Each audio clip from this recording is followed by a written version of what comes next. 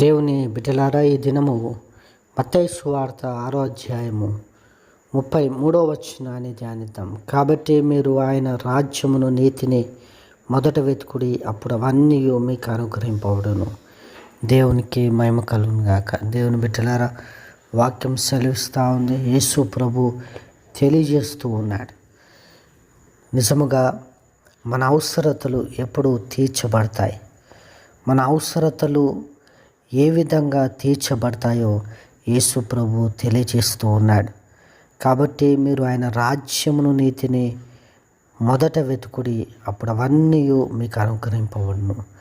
ఎప్పుడైతే మనము ఆయన రాజ్యమును నీతిని వెతుకుతామో దేవుడు మనకు కావలసినవన్నీ కూడా అనుగ్రహిస్తాడు.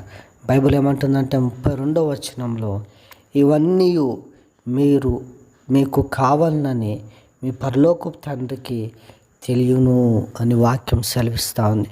కాబట్టి మన అవసరతలు ఏమైతే ఉన్నాయో అవన్నీ దేవునికి తెలుసు.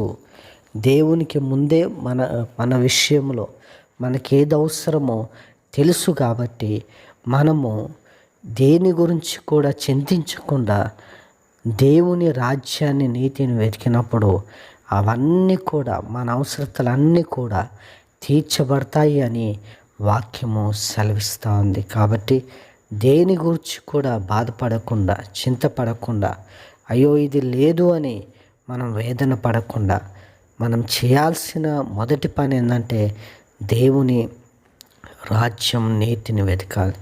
దేవుని సన్నిధిని వెతికినట్లయితే దేవుడు సమస్తము అనుగ్రహిస్తాడు. దేవుడు అట్టి కృప మనకు అనుగ్రహించునుగాక. Amen, amen, amen.